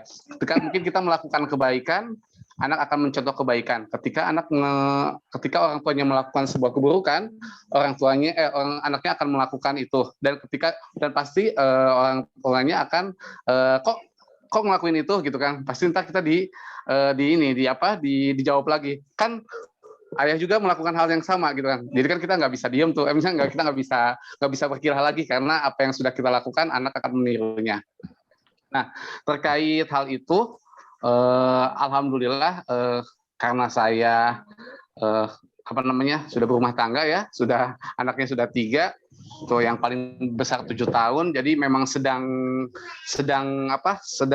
giat-giatnya nih bagaimana membangun kelekatan dengan anak seperti apa gitu. Ini ada momen karena bentuk tanggung jawab saya sebagai seorang ayah terhadap anak sendiri gitu, ketika agak sulit sih, sempat konsisten tapi agak ambiar lagi lah, agak buyar lagi gitu kan, ketika mengajak anak-anak untuk sholat seperti itu. Nah, sebetulnya kan kita bukan menyuruh ya, tapi mengajak gitu kan, karena kan anak juga kan usia 7 tahun masih belum balik, tapi kita dengan pembiasaan dari mulai kecil, insya Allah anak akan tertanam dengan sangat baik. Nah, biasanya agak sulitnya ini di saat subuh gitu, di saat subuh. Nah, jadi alhamdulillah kalau misalkan dari zuhur sampai isya lah gitu ya, zuhur sampai isya kita masih bisa, ketika saya di rumah saya bisa melakukannya di masjid lah, di masjid dekat rumah gitu, jadi kita jalan kaki segala macam sama anak yang perempuan jadi pengen ikut-ikutan. Cuman permasalahannya adalah waktu subuh yang masih belum bisa terkondisikan. Pernah terkondisikan waktu bulan Ramadan, kesininya melempem gitu ya, nggak tahu dari saya pribadi lah gitu ya. Kalau anak mah kan ikutin bapaknya, kalau bapaknya bangunin ya anaknya juga akan bangun gitu ya. Tapi ya itulah tadi, saya masih banyak perlu perlu PR gitu kan, perlu booster gitu kira-kira, apa yang perlu kita lakukan sebagai orang tua gitu ya, agar lebih istiqomah mempersiapkan anak laki-laki kita agar siap itu untuk menjalankan 5 waktu sesuai dengan apa yang Allah inginkan, sesuai dengan apa yang kita mau, seperti itu. Jadi gitu Ustaz, pertanyaannya mana jadi gitu. Pak Fadal, mangga Pak. Barakallah. Barakallahu fik ya, Masya Allah ya. Yang pertama tadi benar kita jadi role model, kita menjadi teladan ya, di sekolah maupun di rumah ya, kita menjadi teladan dalam setiap aktivitas kita. Bahkan kalau kita lihat anak kita, kemarin saya sama istri itu ngelihat tingkah anak-anak itu, kadang kita tunjuk-tunjuk. Coba teman-teman lihat di rumah, ngobrol sama istri berdua, anak disuruh jalan. Kadang kita ngeliat tuh, lihat ya, jalannya mirip kamu, sikapnya mirip kamu gitu, pasti ada miripnya. Ya, namanya juga anak kita ya. Dan baru ketahuan saya lihat anak saya yang ketiga ini ya, sifatnya mirip banget dengan saya. Ternyata anak itu benar-benar niru kita. Yang pertama. Yang kedua, kita rubah persepsi kita tadi bahwa anak adalah anugerah, rumah tangga adalah anugerah yang dilandaskan karena Allah. Kalau karena semua tadi karena Allah, Allah yang akan mudahkan, Allah yang akan menjaganya. Ya. Makanya tadi tugas kita memurnikan niat karena Allah itu, maka Allah akan menjaganya, maka Allah akan istiqomahkan. Itu yang kedua. Yang ketiga terkait dengan subuh, ini menarik nih. Ini berdasarkan pengalaman juga dari teman-teman di konsultan parenting ya. Keberkahan rumah tangga, keberkahan seseorang itu diawali dari subuhnya. Jadi ketika subuhnya tidak baik, maka akan tidak baik pula hari-harinya. Maka keberkahan itu diawali dengan subuh. Maka usahakan subuh itu subuh yang penuh berkah. Ya, diawali dengan keberkahan bangun pagi, ya kemudian dengan beribadah bersama, misalnya ini keberkahan. Ada rumah tangga ya konsul ke kita ya bahwa ada yang hendak bercerai nih, bapaknya ini kalau dia seorang satpam yang kerjanya sip-sipan ya, ada pagi malamnya ya. Ternyata istrinya itu udah nggak percaya lagi dengan suaminya ya, akhirnya minta cerai. Udah diajukan tuh surat ke pengadilannya, dia konsultasi ke tim parenting itu. Dan solusinya ketika tanya subuhnya gimana? Dia bilang subuhnya gimana, dia kalau semalam suka lewat subuhnya. Akhirnya bikin tantangan tuh. Teman-teman tuh bikin tantangan 40 hari. Sholat nggak boleh ketinggalan di masjid setiap subuh. Kalau ingin rumah tangganya jadi rumah tangga yang baik.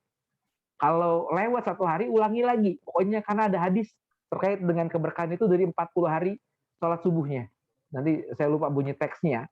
Kurang lebih itu 40 hari ketika kita mengistiqomahkan subuh itu di awal. Ya.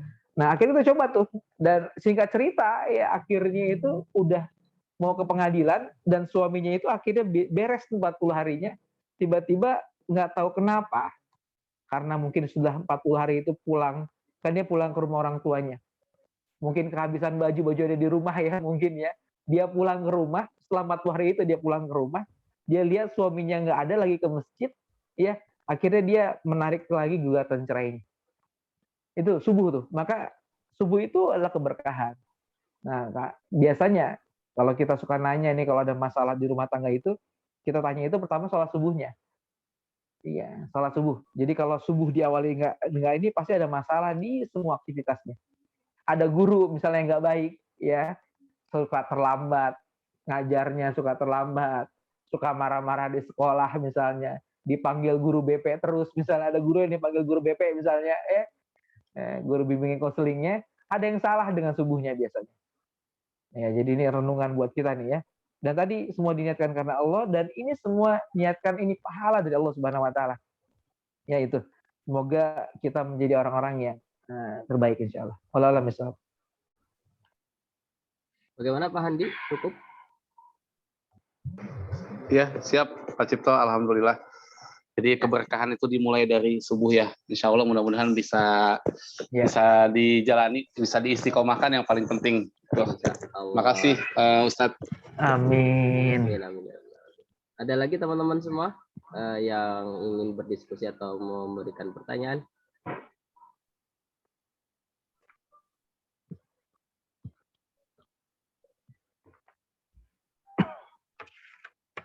Ya, silakan teman-teman. Atau mungkin pengalaman pribadi atau pingin saya itu misalkan sudah baik gitu ya, atau saya pancing ya Tat ya. Biasa saya kan memancing ini. Nah Tat, biasanya begini Tat, ada orang-orang yang berusaha menjadi lebih baik gitu ya, berusaha menjadi lebih baik karena memang kita diciptakan untuk berbuat kebaikan. Tapi ada kalanya ketika kita merasa saya sudah berbuat baik kok gitu ya, tetapi penilaian orang lain itu tidak baik gitu kan.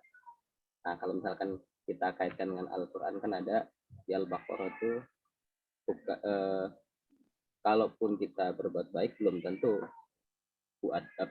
baik menurut Allah gitu ya. Kira-kira ukuran baik itu untuk kita beradab kepada Allah, mungkin konteksnya kesama ya, ada kesama gitu ya. Seperti apa tadi biar kita tuh juga bisa mencerminkan kita juga kepada sikap-sikap yang paling baik gitu. Gimana tadi ukurannya seperti apa? Iya. Ya. Barakallahu fiik ya.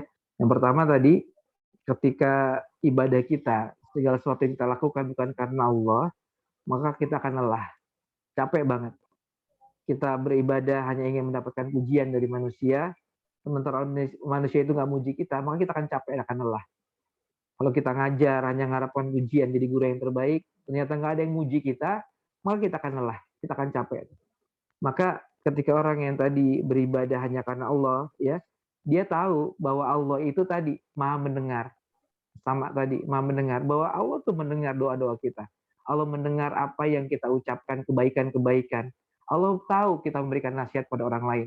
Kalau orang lain nggak mau memuji kita, biarlah Allah yang memuji. Allah itu kan maha melihat, basir misalnya. Allah maha melihat.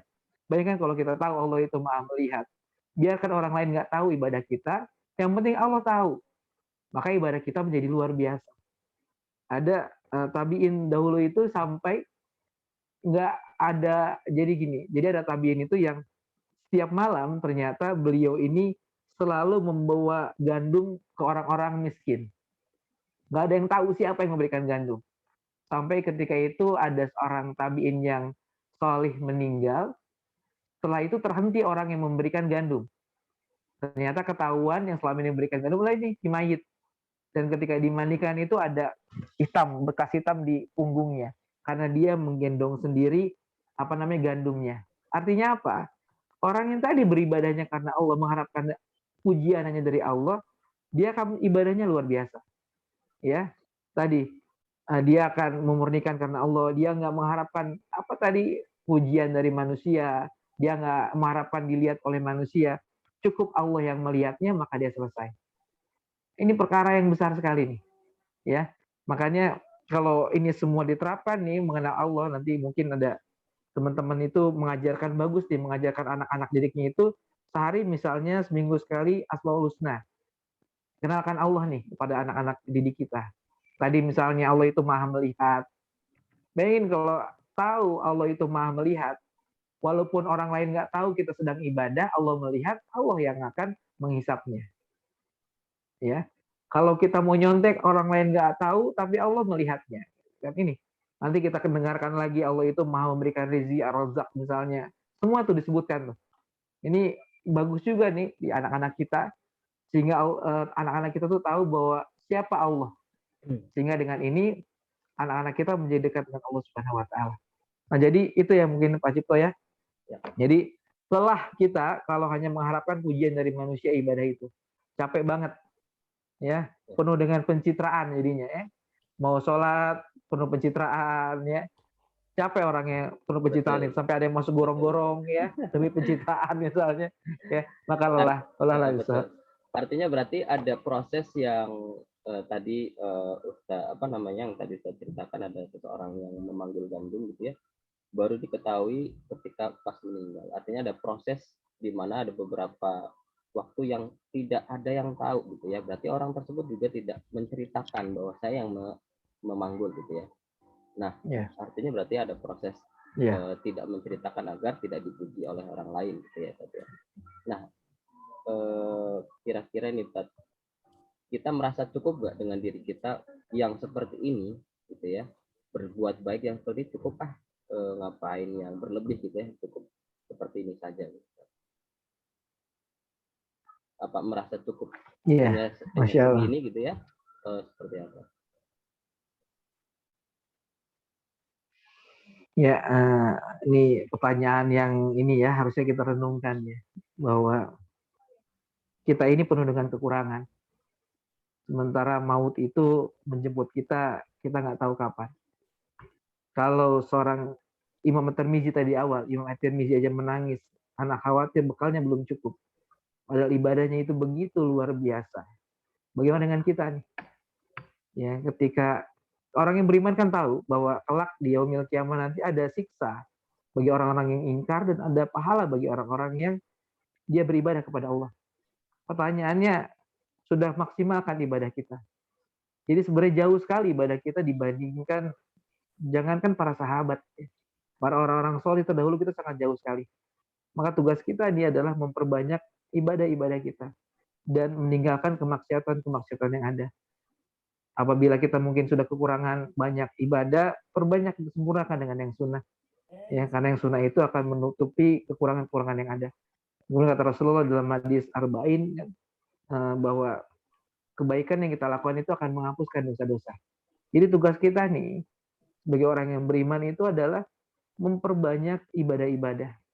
Dan 24 jam kehidupan kita harusnya itu bernilai ibadah. Semuanya bernilai ibadah. Bahkan itulah indahnya Islam.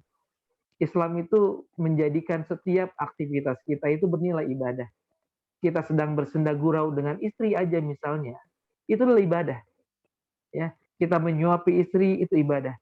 Bahkan ketika kita mencium pasangan kita itu ibadah. Bahkan ada sahabat yang bertanya kepada Rasulullah, ya Rasulullah, kenapa aku mencium istriku itu adalah ibadah?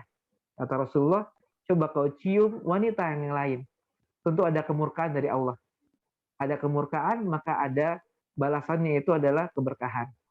Jadi semua bisa bernilai ibadah di hadapan Allah Subhanahu wa taala. Ini ada Kang Ahmad Fauzi misalnya sedang gendong anaknya. Itu adalah keberkahan dan itu adalah pahala yang berlimpah. Rasul kan mengajarkan bahwa sayangilah anak kecil, misalnya Rasul suka menggendong anak kecil. Itu semua kalau diniatkan karena Allah, itu pahalanya besar. Sedang main bola sama anak ya, niatkan nih karena Allah. Agar anak kita itu tumbuh menjadi anak yang sehat misalnya. Anak yang kelak menjadi orang yang beribadah kepada Allah. Maka semua itu bernilai ibadah. Istri lagi masak, bernilai ibadah, semua bernilai ibadah. ketika tadi diniatkan karena Allah. Oleh karena itu, yuk kita sama-sama berlomba nih. Fastabiqul khairat dalam kebaikan-kebaikan, kullu ma'rufin sedekah kata Rasulullah. Setiap kebaikan adalah sedekah, apapun itu. Bahkan menyingkirkan duri di jalan pun adalah bagian dari iman. Hanya menyingkirkan duri di jalan. Nah, jadi kita masih banyak PR ya. Banyak sekali yang harus kita tambal. Kalau tadi saya Sholih Utsaimin aja 700 halaman per hari, ya. Padahal dia juga menghatamkan Quran setiap hari. Bayangin ya, pembagian waktu beliau penuh berkahan. Makanya kita harus segera meninggalkan hal-hal yang melalaikan kita. Ya, apapun itu kita tinggalkan agar kita bisa mendapatkan pahala yang banyak. Wallahu a'lam bishawab. Jazakallah, Ustaz. Ya, teman-teman, saya berikan kesempatan satu pertanyaan lagi ya. Pertanyaan lagi. Saya mau nanya Pak Cipto. Oh iya, siap Pak Oji. Ustaz, Assalamualaikum. Sehat Ustaz. Alhamdulillah, dibilang gendong anak langsung nanya ya, Masya Allah. Ini Tad, Insya Allah. Ini Tad, terkait tadi ya, beribadah. Kalau kita ibadahnya cari muka sama Allah, boleh nggak Tad? Hah? Cari muka. Sama Mukanya Allah. kemana antum memangnya? Mukanya sama Allah aja. Iya, Masya Allah. Hilang ya selama ini mukanya. Iya. Iya, ya baik, Masya Allah ya. Iya. Ada 5 surat ya yang membuat Rasul itu beruban. Ya, ada 5 surat yang membuat Rasul beruban. Ada surat Amma Yatasa'alun, ya, An-Naba. Ya. Ada surat Hud. Ya, Hud ini yang mengerikan kata para sahabat. Itu terkait dengan amal ibadah kita yang bukan karena Allah Subhanahu wa taala. Nah, jadi pernah saya sampaikan kalau nggak salah di kajian kita ya, kita harus waspada terhadap amal-amal yang bercita rasa dunia. Ini pernah disampaikan juga kalau nggak salah di majelisnya ya. Jadi ada amal-amalan kita yang cita rasa itu dunia banget. Ibadah kita hanya untuk dunia aja. Ya, misalnya apa? Sholat, sedekah misalnya biar jadi kaya. Ya, ada kan orang yang semboyan itu sedekah biar jadi kaya. Ya, bukan seperti itu. Itu artinya apa? Sedekah kita diniatkan untuk dunia, bukan karena Allah Subhanahu wa taala. Nah, jadi yang pertama harus diluruskan ya tadi. Yang kedua, kita tadi benar kata Kang Ahmad Uji, kita cari muka sama Allah. Biar Allah itu cinta dan sayang sama kita, sehingga Allah akan memudahkan urusan kita. Jadi ibadah-ibadah yang kita lakukan itu ya hanya untuk Allah. Dan biar Allah yang menilainya, biar Allah yang membalasnya. Kalau Allah sudah membalasnya, nggak salah dengan hadis ketika dikatakan bahwa sedekah itu mencabut musibah. Ya. Maka dengan sedekah kita, Allah mungkin akan lipat gandakan rezeki kita mungkin. Tapi ketika tadi dilandaskan karena Allah tadi. Jadi tadi benar kata Mas Ahmad Fauzi bahwa kita beribadah ini hanya untuk Allah. Kalau cari muka sama Allah tadi. Ya, dia lagi, bukan kan seperti itu.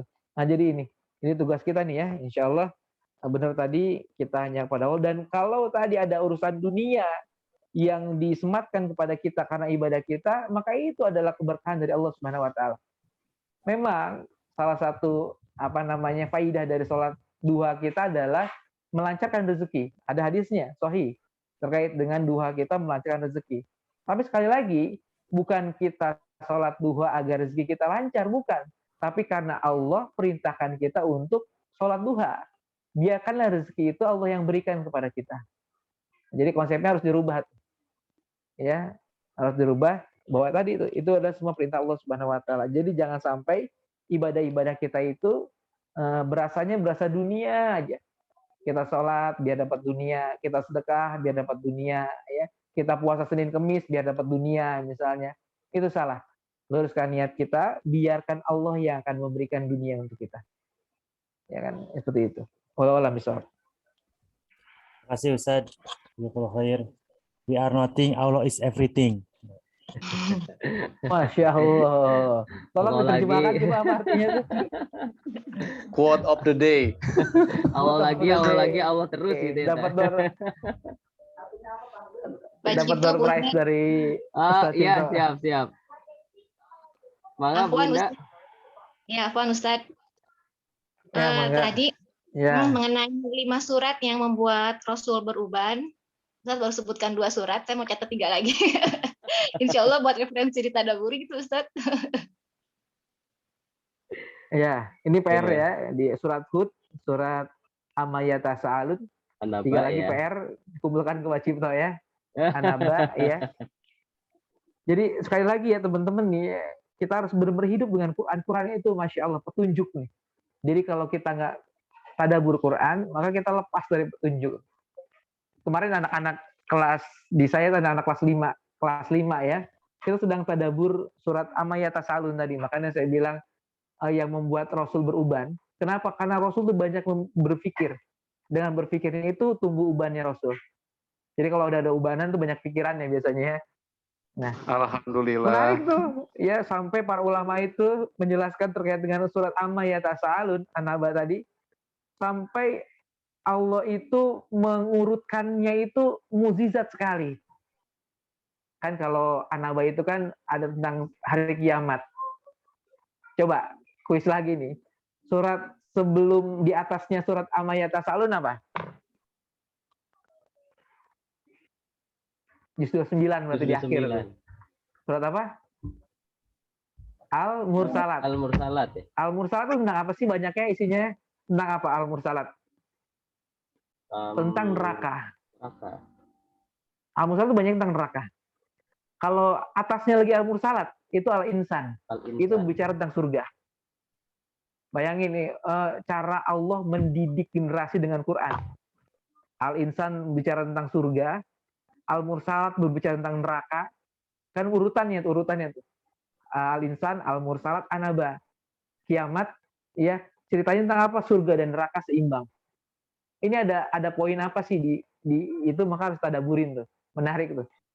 Ya, antum buka tuh tafsirnya surat Al-Insan tentang surga tadi, kemudian Al-Mursalat tentang neraka. Kenapa sih ujung-ujungnya di An-Naba tadi itu surga nerakanya seimbang? 10 di surat 30, 20, 30, 30, 40-nya surga seimbang tuh. Ini ada hikmah besar tuh. Tiga lagi PR ya. Pak Cipto tolong. Surat yang membuat uban ya. Iya, Rasul berubah. Nah, mereka itu dicari tuh. Kenapa sih ubannya? Maka 5 surat itu surat yang penting untuk dibahas tuh. Oh, Allah, bulan depan ya. aja, bulan depan. Berarti suratnya tentang bulan depan PR. tentang neraka kayaknya sepertinya. Winda. Nah, cari ya. Dan coba kalau bisa jangan googling ya. Aduh, baik teman-teman semuanya. Alhamdulillahirobbilalamin. Alhamdulillah kita sudah di berujung kegiatan teman-teman ya.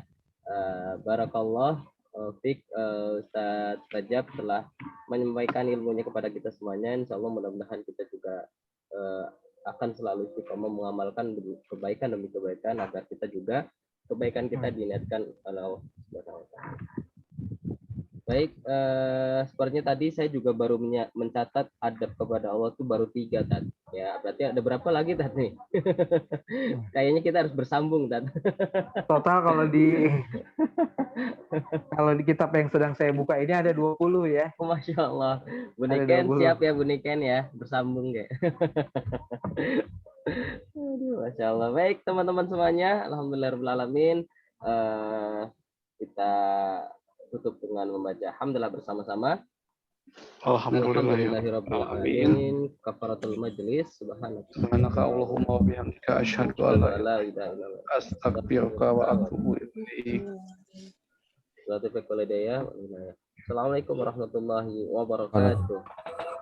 Saya mau pengumuman sebentar boleh? Oh ya Pak Soma, mangga silakan. Iya. Pak Cipto tolong jadiin co-host saya, tadi saya sempat keluar. Oh baik. Ya.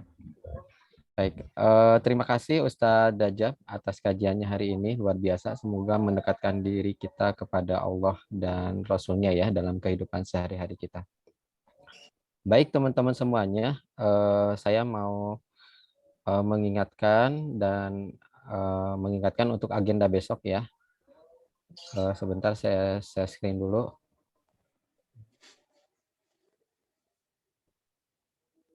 Ya teman-teman, untuk besok ada panitianya sebenarnya. Panitianya ini.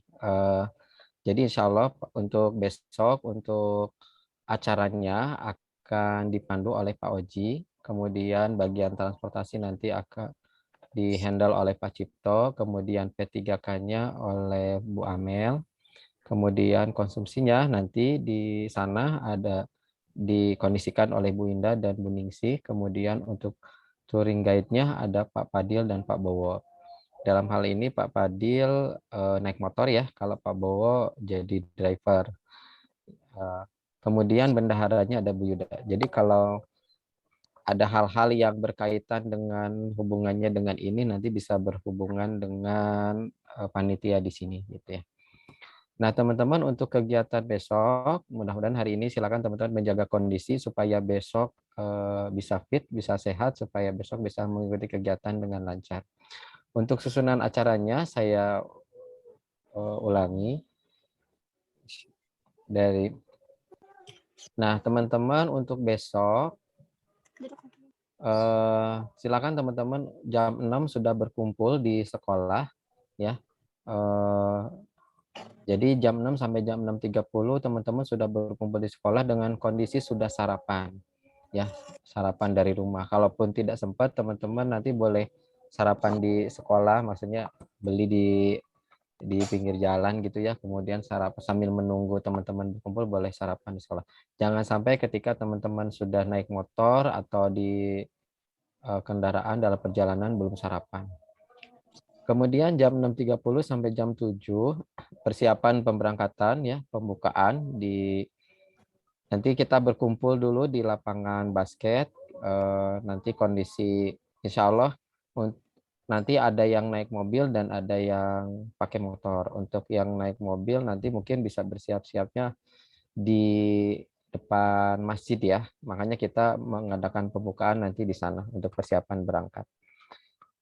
Dilanjutkan untuk jam 7 sampai jam 8 teman-teman kita mulai perjalanan, kita touring ke lokasi. Catatannya kalau yang terlambat datang ke sekolah gitu ya, nanti konsekuensinya ditinggal ya. Kita tidak bisa menunggu karena kalau semakin terlambat nanti di sananya acaranya akan semakin terlambat, semakin siang dan karena enaknya gitu ya kalau melakukan trekking masih pagi-pagi gitu ya. Kalau udah siang kondisi cuaca udah semakin panas. Jadi mohon maaf kalau yang terlambat datang ke sekolah akan ditinggal, silakan berangkat sendiri gitu ya. Dengan rutenya mungkin nanti maps-nya nanti diberikan. Kemudian dilanjutkan jam 8 sampai jam 9. Ini kalau sudah sampai mudah-mudahan perjalanan lancar di sana sudah sampai jam 9 ya, kalau tidak macet atau ada halangan di perjalanan. Nanti teman-teman yang barangkali yang naik motor mungkin akan sampai lebih dulu di sana misalnya. Nanti akan dikondisikan oleh Pak Fadil dan Pak Oji untuk yang sudah sampai duluan di sana ya. Istirahat dulu mungkin yang sudah sampai nanti langsung dikondisikan untuk stretching gitu ya. Pokoknya nanti kalau sudah sampai di sana akan dipandu oleh Pak Oji ya teman-teman. Kemudian untuk selanjutnya jam 9 sampai jam 10 kalau sudah siap teman-teman nanti di sana kita langsung melakukan trekking ke Curug. Yaitu kurang lebih 1 jam ya waktunya.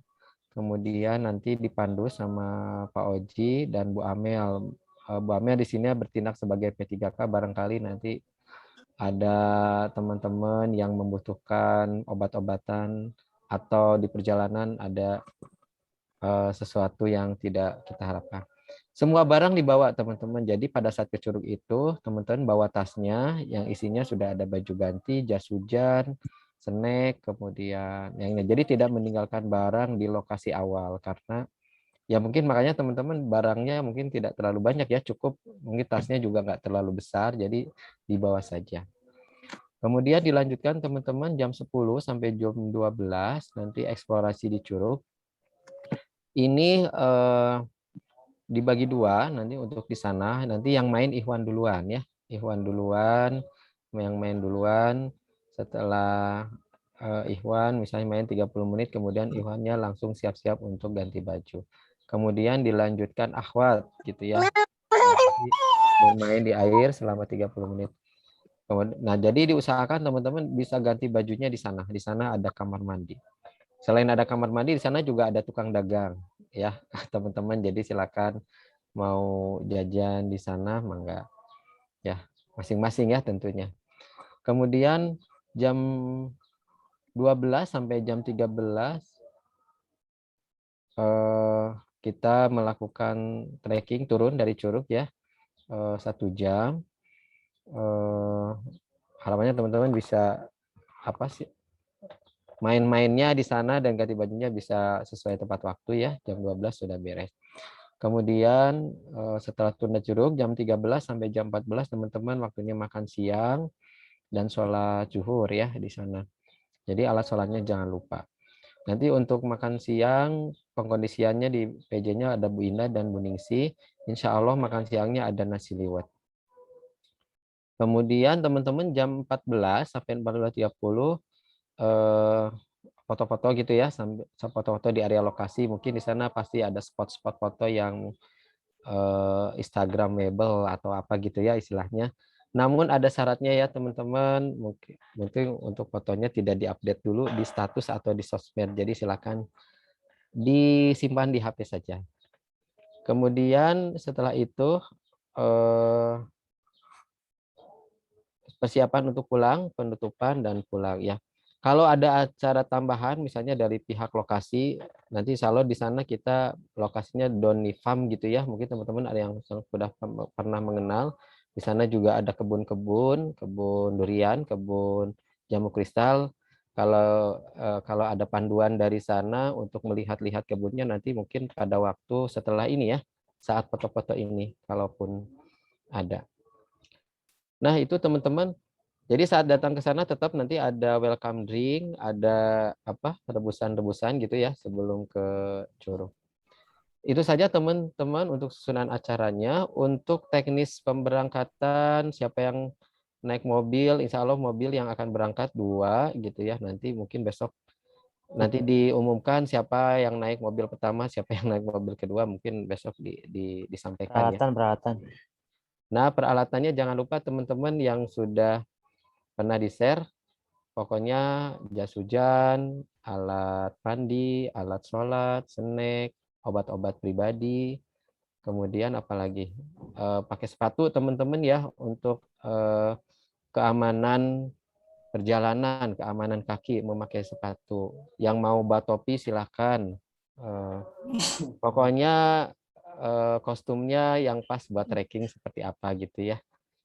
Gitu. Jadi keselamatan pribadi tergantung teman-teman sendiri. Gitu. Jadi bawa bekalnya mangga disiapkan dari rumah, misalnya apa penguat perjalanan apa kalau misalnya coklat atau apa gitu ya. Tapi insya Allah treknya nggak terlalu susah ya Pak Oji ya, katanya kata Pak Oji kakek-kakek udah usia pun udah bisa nyampe ke Curug. Kemarin kakek 70 tahun bisa. Iya, udah. jadi bisa. Jadi tapi mantan TNI. Iya, mantan TNI ya. Ya kita teman-teman masih muda, jadi mudah-mudahan kuat ya teman-teman. Makanya syaratnya harus sehat dulu. Hari ini jaga kondisi, makannya tidak terlambat dan istirahat yang cukup malamnya. Baik teman-teman, ada yang mau ditanyakan untuk teknis besok?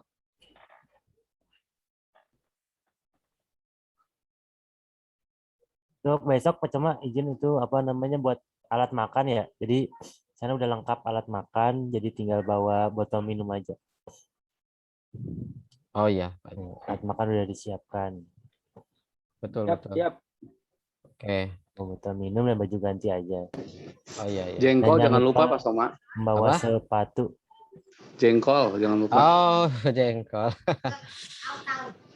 Itu kalau makan siang dari sana yang nyiapin ya. Ada nggak ya Pak Oji? request. Jengkol ada, duren ada, pete ada. Tinggal tim Bu Indah belanja. Tinggal ada air panas nggak nih ya? Ada air panas nggak Pak Oji di sana? Bu Indah tinggal belanja. Bu Indah mau jual pop mie. Kayaknya nggak jadi Pak. Soalnya bawa suami ya. Saingan sama yang dagang di situ katanya. Iya. Ya teman-teman disiapkan perutnya buat makan ya. Kemudian ya peralatannya jangan lupa. Mudah-mudahan perjalanan kita ke sana lancar ya. Pak Ade besok ini ya pimpin doa di awal perjalanan ya. Mohon bantuannya Awal biar. dan akhir dong, Pak. Oh ya, awal dan akhir ya, biar Baik, kita insya Allah. selamat gitu ya, dan Abdul. semoga senantiasa Allah menjaga kita. Baik teman-teman, kalau tidak ada mungkin itu saja. Nanti kalau ada yang ditanyakan boleh ditanyakan di grup ya, di grup info GIPA. Baik, itu saja dari saya Pak Cipto. Kurang lebihnya mohon maaf. Assalamualaikum warahmatullahi wabarakatuh. Waalaikumsalam.